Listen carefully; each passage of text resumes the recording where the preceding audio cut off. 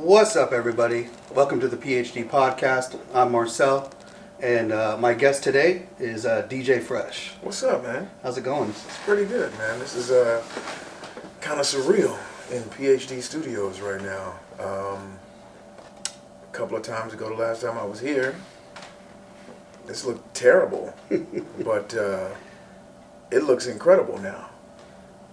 It was a lot of work. Everybody wants to own their own business. Mm-hmm. It's way more hours than a 9 to 5. Yeah. It's way more work than a 9 to 5, especially if you're carrying a 9 to 5 and you're trying to build a whole other business. I mean, if you don't do work on both ends, then you're probably never going to end up having, to be able to have a taste of heaven anyway. But, I mean, how long did it take to build up this place? We originally started, we got the keys mid-October. And we started pulling rugs. I think we got the keys like on a Wednesday, and I think we came in Saturday, and we were pulling rugs. I think we started right away, and then it was just an everyday thing. It was literally, I think one of us was here every single day all up until January 1st, I think. One way or another, we were in here painting it was just a lot of work. We wanted to hire people, but we were getting crazy quotes. These COVID prices, just everything has gone up. And so people were quoting us to see these absurd numbers to do stuff. And at that point, we were just, YouTube University. Just went on YouTube. How do you install flooring? All right, cool. This is how you do it. And, how do you put in drywall? How do you do this? How do you do that? Sort of how we did it. Man, that is so you guys know it's like March right now.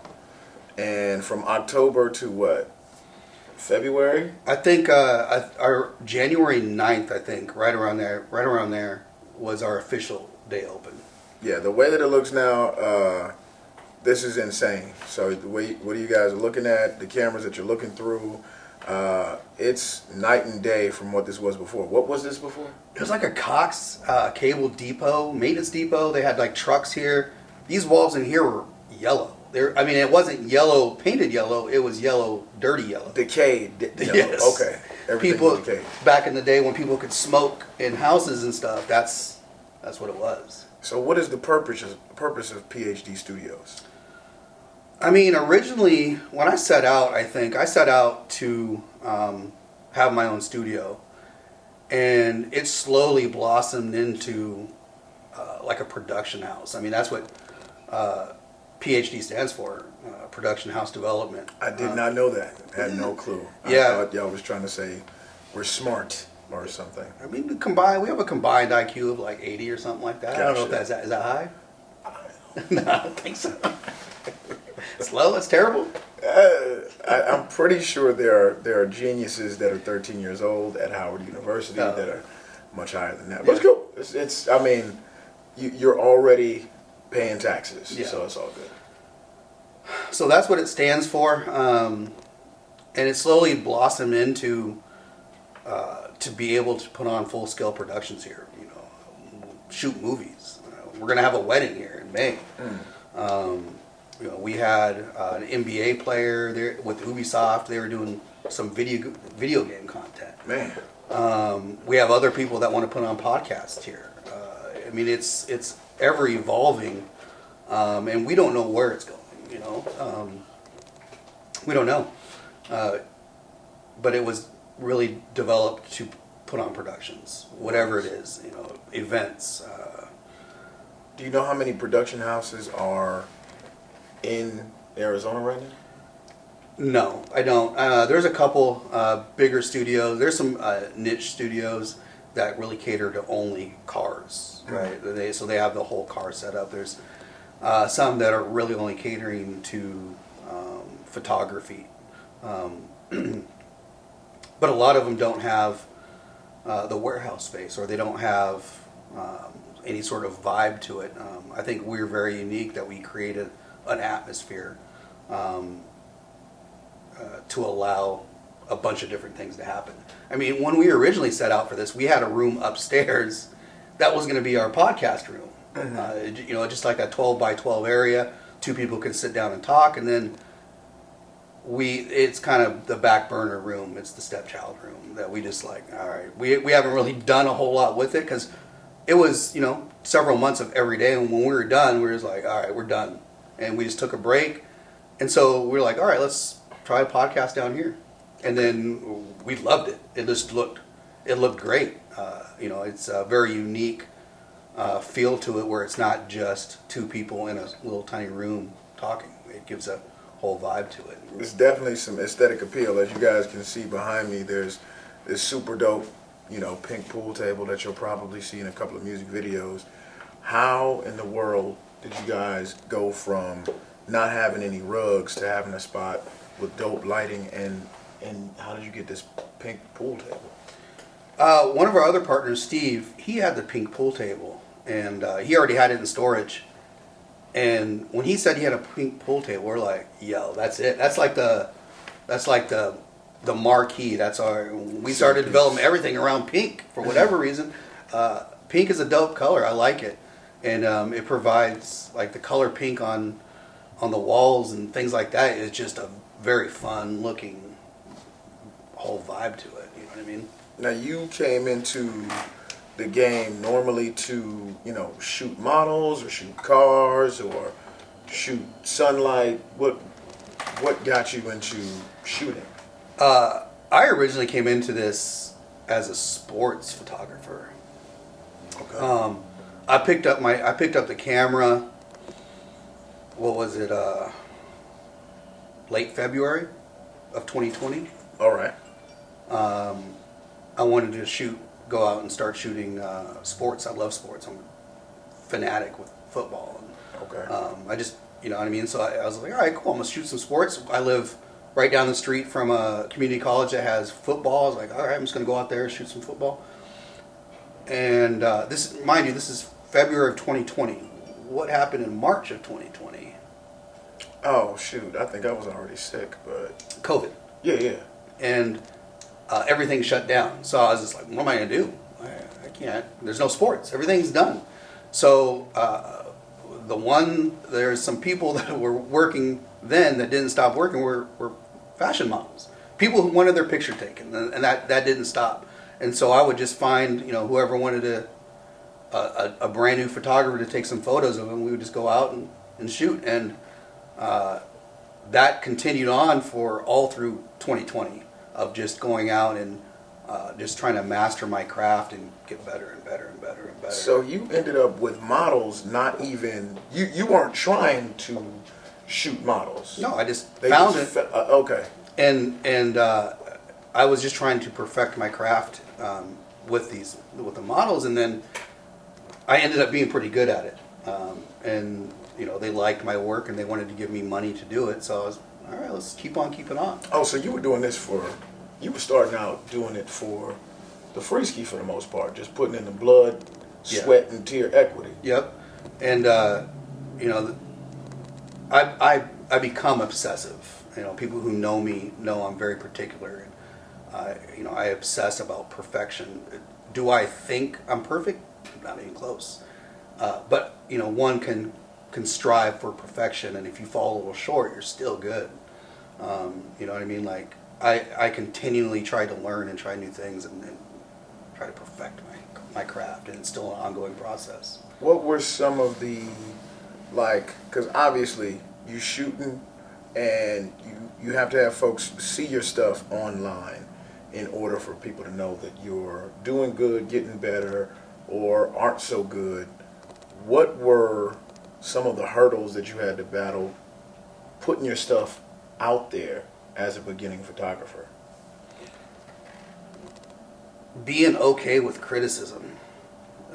You said that shit like you didn't even want to be okay with it right now. I don't. I'm not good at it. Our man behind the camera has pulled me aside and said as much. I've heard it as much. We all have our faults. I'm not good at criticism, especially if I don't think I'm wrong. But I'll also be the first. If I am wrong, I man up and I will say I'm wrong. I apologize. Let's keep it moving. You know what I mean? So there are a lot of people in I don't even say photography, but in the creators world that want to tear people down. You're a DJ, you create music and make people have fun, but there's going to be people that are like, yeah, you're trash. You didn't do this or you didn't do that. And it's the same thing with photography is you're going to get people out there like, oh, this is trash. That looks terrible. This. And they're just trying, they don't give you any sort of constructive criticism. They don't try to steer you. It's just, they just want to, for them, it's zero sum. You know what I mean? For them, your success is their failure. And that's just not the case. And that's usually not the case for a lot of things. My success can be your success, can be his success. You know, we can build each other up. And, you know, my philosophy has always been, there's lots of seats at the table. We can all eat. And I don't remember who said it, but you can't achieve success by yourself. Right. You have to be a collaborator, not an isolator. Shout out to DJ Jazzy Jeff. That's a part of his new online class. But that's where I heard that from. Yep. So you collaborate and you don't isolate and you develop kind of like these pop-up shops for photographers that eventually lead into, you know, your current, you know, ultimate manifestation. But talk about those pop-up shops that you were holding for other photographers and how that came about. That came about because I wanted to... What was that called? I didn't really have a name for it, but it ultimately popped up because I wanted to shoot at this really cool house and I didn't want to pay for it. And that's just, I mean, that's the real of it, right? And so I was like, okay, how can I get other people to pay for this? And I think it still cost me some money and a lot of time and a lot of energy, but I just created these events that brought photographers and models together in these cool locations, and people liked it. As it went on, I wanted to, and our philosophy here, even at PhD, and my own philosophy together, is create value for people, where they want to pay things, but they feel like, okay, I got my value out of it. The first one was a trial run, but you know, down the road, you know, I wanted to bring a DJ in, so it creates like a vibe. I wanted to have food there. And so people were paying, you know, several $100s to come to these events, and I wanted to make sure they felt like they had value out of it. And so, yeah, I, you know, paid the DJ, paid the caterer. I would maybe, after everything's said and done, maybe come out $200 a head for hours of labor and work. So, but I wanted people to have a good time, and I really enjoyed that. And I was able to meet a lot of people that I would not normally have met, and you know, create a name for myself, create a reputation for myself, and that was important to me. How many of those would you say you held? I think I did I did 6. I think I did 6 of them. And I honestly just got burnt out of it. I think I went as far as I could in those areas, and I wanted to start doing things bigger. And the house that I was shooting at, one of our partners' houses, you can't have 100 people there. You can't do it. You know, I would love to have, you know, 20, 30 photographers, 20, 30 models all coming together and doing these events. And you know, there's some people in the Arizona, in the Phoenix area, that are doing something like that. The industry shoot. Shout out to Matt. Oh yeah. And he's doing those types of things. And me and him have talked about doing one here. And I'm not going to put dates or anything like that, but we're definitely talking to him about doing, you know, collaborating and doing something similar together. So pretty much in 2 years, you go from shooting sports just because you like it, running into COVID, shooting models just because. We have, as an industry, we really have to change our vernacular. Okay. We have to. Taking pictures of models, You know what I mean? Okay. If this goes on YouTube, we're doing some red flags. We're out here shooting models. Taking photographs of models. And I tried, even on Facebook, I've been in Facebook jail plenty of times, and I'm just afraid to even say that. I'm just going to get red flagged. And You've been in Facebook jail? Oh, man. It's not. Not? Okay. I've been in Facebook jail because I'm an outspoken person and said some things I probably shouldn't have said. So enough about me. Okay. Let's talk about you. Oh, shit. We originally met at a fashion show. Yes, indeed. And we sort of been connected since then. I mean, I think we've been talking about doing a podcast for months. Yeah. And I did your guys' podcast. You did. The Mentor. Shout out to everybody over at the Factory Unified Noise. Appreciate you guys. That was a lot of fun. That kind of I was like, I want to do this. Yeah. I mean, it was fun. It was a nice outlet. It was, I'm an introvert by nature. And so that was, like even my wife had said, that's out of your character. I'm like, it was. But it's easy though, because it's a room full of a couple people. Yeah. And it's, like this conversation is being filmed, but it's just you and me here and Trace behind the camera. So it's easy for me. But you are a controversial person. Oh, yeah, definitely. You have a Facebook page that you like to... what was the most recent post you did? Let's talk about that. Most recent post... well, we had one about Chris Brown, and we had one that talked about if people can take the taste of a colon cleanser in order to lose 10 pounds, how come they can't take the delivery of certain people when they're delivering logic to them in order to, develop through the truth, right? Right. Because on my Facebook post, normally I will talk about, conversations that men and women have together. And in those conversations, often men will release truth that normally isn't broadcasted for people to take in, common consumption. So oftentimes what people hear is unfamiliar to them, but pretty familiar to guys because that's how we talk together. And in hearing these things, you can see quite shock in the ladies' comments. And, I have a great time bringing out that shock as many days as I possibly can without getting kicked off of Facebook. So, what is an example of what you're saying?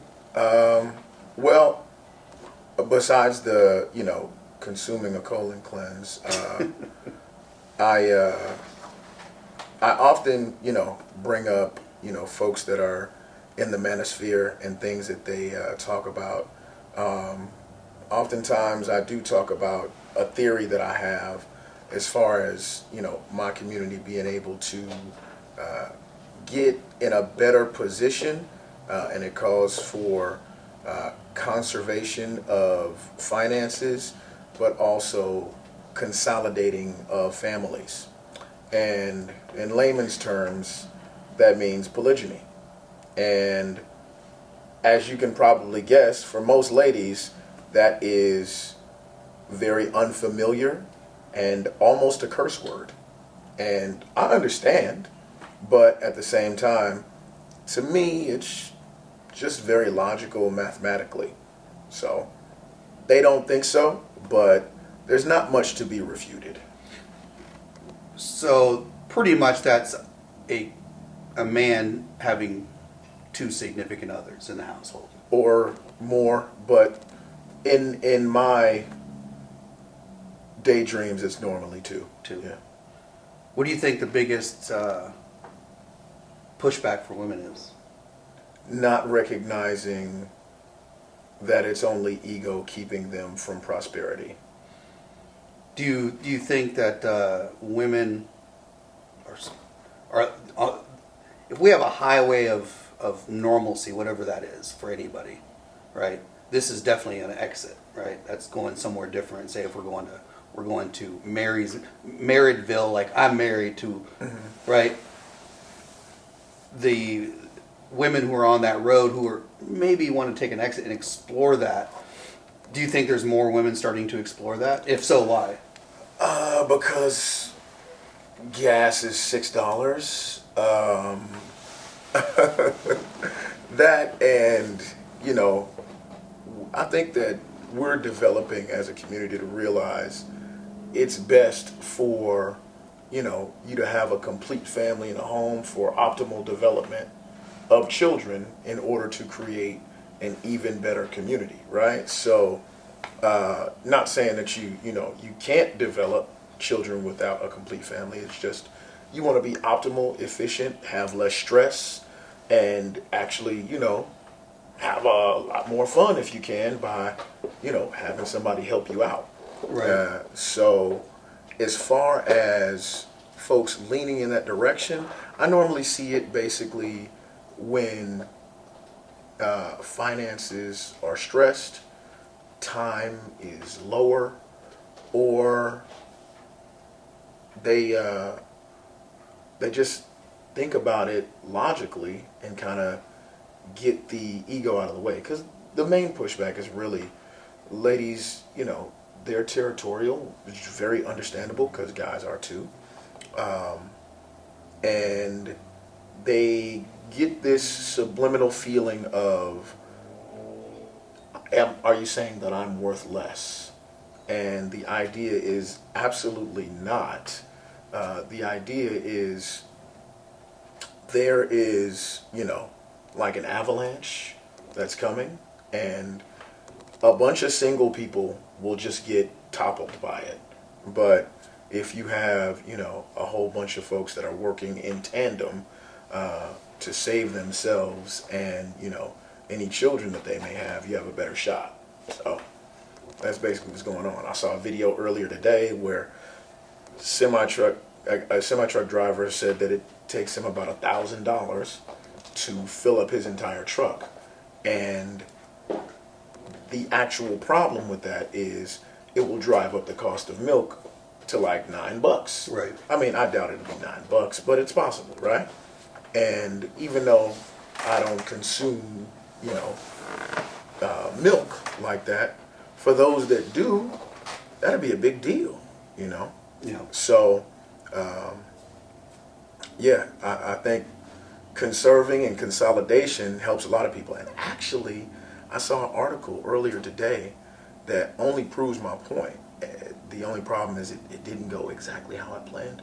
But there were two ladies that have children that decided that they're going to co-mother their kids and cohabitate together because the rent is too damn high, basically. So I feel like, all right, well, let's add a little something in there. So We're good to go.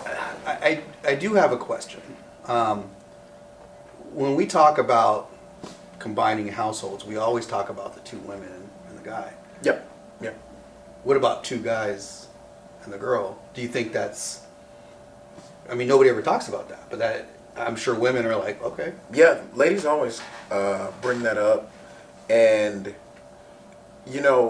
it's a logical question to ask right away, but as you think about it, it's like, well, I mean, I guess that could work, but it doesn't necessarily answer, the math problem in our community where, our ladies outnumber us by approximately 4 million. And if you already have less guys, then trying to double up on guys just kind of becomes counterproductive, right? So then you have to take into consideration, like, all right, well, normally your guys are going to do, a bit of leading in the home. And I believe I asked a young lady, last night, I said, if you have, if you're being pulled by a sled, and your dogs go two different directions, where does that leave you? Right. You know? So that's another thing. And lastly, last 2 points. For the most part, guys aren't really into sharing the lady that they protect and provide for and have children with and, you know, love to solve problems for. They also probably don't want to wait for the other guy's child to come out of your body so they can be a stepdad, husband, brother. And the final thing is, will she respect and follow guys that wait to be stepdad, husband, brothers? Yeah, there's a word for that, but I'm not gonna. There is a word for that. There is a word. Yeah. And so people feel free to Google what that is, Yeah. but I'm not gonna say it. There's a lot of different reasons as to why it doesn't necessarily make sense, but there are ladies that do it. Right. But ultimately, mathematically, it's counterproductive. No, I agree. I couldn't see that as working. I think there's a big complaint, and you know, if there's ladies out here watching and they want to come on the show and argue the facts, we would love to have you. I've heard that there's a lack of a lot of good guys, so typically that's why they're doubling up. They're like, you know what, I can find one guy, and you know, if you double up, it works out, but. Yeah, I don't think two guys are going to want to share. I would say there's probably a lack of tall guys. Which brings me to one of your famous quotes at the club. Yeah. I want to get into that. Okay, yeah. Good. Let's hear it. Okay, so in everything I do, normally I really do have my heart into it, even if there is inflammatory statements behind it. Obviously, from the polygyny statements, I'm really trying to look out for my community, and I know people are going to be like, and even when I'm in the club, the things I say on the microphone, I'm even still in that mode where I'm trying to look out for. You're trying to look out for the ladies. Oh yes. And so one of the things that I say all the time is, it is a new year, get you a short dude. And basically, it comes off as funny, right? But it's actually serious. And the reason that I say that is because globally, 14% of the guys are above 6 feet. And, all power to them. I got no grudges with them. All my family is, the guys are above 6 feet. I'm the only one that's not. But, I mean, I was still blessed with some charm to be able to get some work done. But because of that shortage, I noticed that when I look at the dance floor, there are tons of guys that are, just passed over, looked over, and some of these guys I may know, they're professionals, and they just may not get a look because of the way that they may or may not spend money, or how tall or short they may not be. And I say that to say, there are a lot of our guys that are out there that, statistically don't have a tremendous amount of debt collegiately. They don't yet have children, and they are actually, working, nice jobs. And for all of the ladies to say, I can't find a guy, it's a lie. You're searching instinctively instead of searching analytically, and I get that, I understand that, but at some point we're going to have to say, where is the outcome coming from? And the outcome is not coming from searching instinctively, and that's why I say in the club, it's a new year, get you a short dude. At least try. Figure it out. Somebody gave a chance to Kevin Hart, and I think they're doing pretty good. Do you think it has anything to do with his money, though? I think, yeah, definitely. Definitely. But I mean, he had a woman before he had money. He was married before he had money. Kevin's a funny dude. We just saw him in Tucson. Okay. It was an amazing show. He's a funny guy. Do they ever go for the short guy though? I mean, do you ever see it in the club like, oh, this? I try to lead by example. Yeah. So the tallest lady that I see, I'll definitely approach and normally we can make some conversation. Short guys, big tip. Do not talk about height. No. Never do it. Talk to a woman like she's a woman. Like she's just another person that you want to have a good time and have laughs with, have a drink with. Never ask a tall woman how tall she is. It's stupid. So, and it highlights the fact that you're probably insecure about your height. Right. Don't do that. If you don't bring it up, it doesn't matter. It doesn't matter. Like she may think about it, but if she's having a good time, she really won't care. But are short guys successful?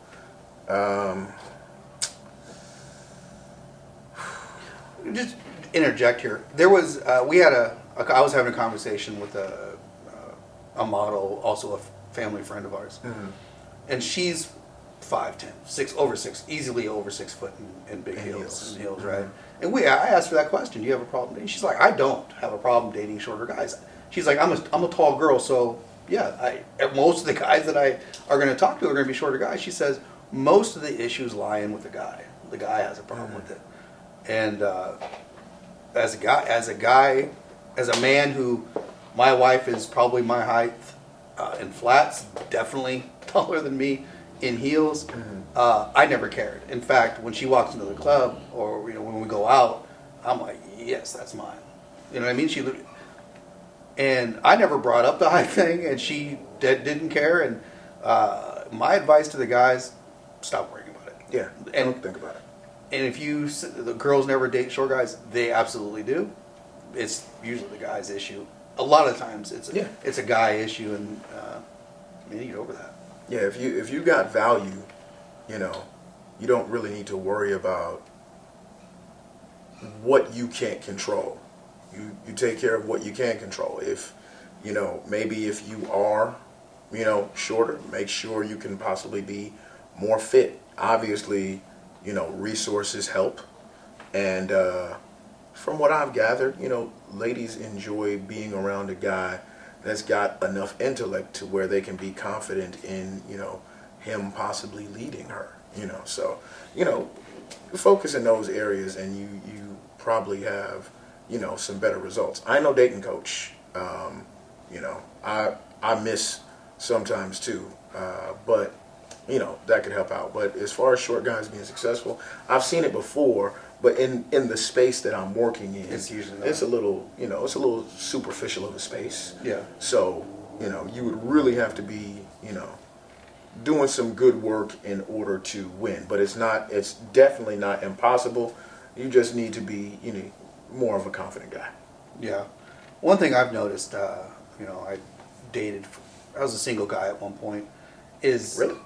Yeah, seriously, I was for a little bit. Is confidence and the ability to lead. Those two things will overcome. Like when I met my wife, I lived in a little tiny apartment. You know what I mean? In a less desirable neck of the woods. But I had things going for me. I'm a seemingly intelligent person, and I know how to lead. And I overcame a lot of obstacles, and I think that's what a lot of things guys need to do, is gain a little confidence, and whatever that may be, whatever you're lacking, if you don't have that sort of confidence, find it. If you're like, I'm a little chubby, go to the gym, work out, eat better. You know what I mean? Like, find it, because it'll go a long way. And also, stop, like you said, stop worrying about the things you can't control. Yeah. Because those opportunities that you attack give you a testimony. A testimony is something you can have conversation about. If you can have conversation with a woman about things that you've overcome, you've opened up a whole nother book, and then she'll just start talking about things that she overcame. And she's like, oh, no, I feel comfortable talking to you. No shit? Cool, let's keep on talking, So self-development is A1. So anybody out there that's complaining about ladies is not working on their own self-development, you are also being counterproductive. Work on yourself. You got a lot of things. You got a lot of irons in the fire, so to say. You do a lot of good work. You work a lot of the black owned businesses I see. I remember. I took notice of a big one that I saw was you started a GoFundMe for a pizza restaurant, right? Oh yeah. Right. Yeah, I didn't even. Man, that's been a while, but yeah, I believe it's called Metro Pizza, and I didn't really start that, but it's kind of been a part of my brand. My hashtag is Circulate the Bag, and it's been a part of my brand to, make more familiar the idea that we not only can open our own businesses, but try as we might to support them to the point to where most of our dollars that we have going out go to black businesses, because I'm pretty big about not only sustaining my community but putting it in a position or helping it to get into a position of thriving, right? I've been very inspired by my friends and family in the Phoenix Local Organizing Committee and Base Arizona, and of course the owners and operators of the Archwood Exchange, which is a prominent 5-year running black business expo that happens 1 to maybe 2 times a month in downtown Phoenix. And it's just a beautiful moment to relive and pay homage to all of the communities that came before us that were primarily run by the black dollar, like obviously the Greenwood District, which is what everybody calls Black Wall Street. And that pretty much, once I learned about that story, it just kind of gave me inspiration that it's possible for us to be able to continue to take that model and relive it, redo it, and bring us to a position of prominence. But yeah, as far as helping black businesses, Metro Pizza was a big one because we don't have a black-owned pizzeria in Phoenix. And for somebody to say, hey, all we need is like maybe, I think it was like $6,000 that they probably needed to help finish, getting their ovens and getting everything else into play. I put it up on my Instagram to tell everybody what the GoFundMe was, and very thankful to the circulators out there that wanted to see that happen. Within 18 hours, they had all of the funding that they needed in order to be able to open that. So That's amazing. That's yeah, good stuff. that was really dope. Another one you and I have actually worked on together is Straw and Wool. Yes, indeed. Yep. I especially like them. That's my hat right here. Shout out to Straw and Wool. Yes. Tell us a little about them. Straw and Wool actually is born out of the Archwood Exchange. And shout out to Henry and Brother Ali. Basically, I remember maybe 3 years ago, they just had a pop-up shop with a table with just some hats to resell. And Henry told me, hey, this is a great idea. Nobody is really selling hats out here that are geared towards men. The fedora style, it's not really in the city. And when he said that, I really believed him. Like, yeah, this really could be big. And before I knew it, I want to say the next year after that, Ali and Henry, the owners of Straw and Wool, moved into the historic district on Grand Avenue in downtown Phoenix into a very tiny store. And within a month, they needed to double in size and take over the suite next door to them. And within 3 months, they needed to move out of there into a premier space in downtown Phoenix on Roosevelt Street. I mean, that spot right there is. Oh yeah, it's incredible. It's right in the heart of. What is it? First Friday. Yep. Yep. I mean, I like that place. So. Yeah. So that business because there is a need not only in Phoenix, there was a need pretty much throughout the nation, because as far as hubs for hats that specialize in Grown folks. yeah, fedoras, and they even have baby hats now. But fedoras, farm hats, cowboy hats, all those kinds of things.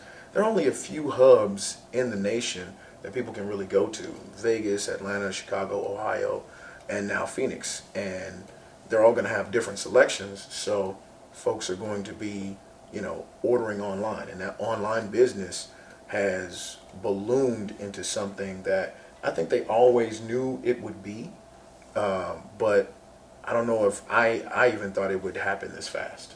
Straw and Wool. What is their Instagram? Straw and Wool, their Instagram is straw_and_wool.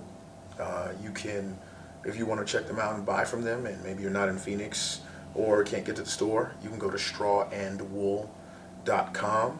Facebook is just the same, Straw and Wool. And yeah, that's all the places that you can find them. And what about you? Where are you at, Lee? Well, me, as far as my online presence, just the DJ Fresh Maker, and that's on Twitter and Instagram. But as far as here in Phoenix, I primarily work Thursday through Sunday. Thursday nights, I'm at a black-owned restaurant called Ocho Rios. It's a Caribbean restaurant, and we go from about 10 to 2. Friday nights, I'm in Scottsdale, in the Old Town District, at a club called Paris. And Saturdays, I do a brunch at Sumamaya, which is like a sushi restaurant. And on Sundays, I'm either at Sugar Jam, which is in North Scottsdale, or West Alley Barbecue, and those are both brunches from about 11 to 3 p.m. And West Alley is in Chandler. Go see them. With that, I'm going to go ahead and wrap up. I'm at Marcel Visual on Instagram, the PhD Studios on Instagram. You can check us out there. We are looking for more guests. So if you don't agree with anything that we've said, which may be a lot, feel free to send me a message. We can get you on the show. If you are a small business owner and you want to talk about your business, let us know. With that, have a blessed day. Peace.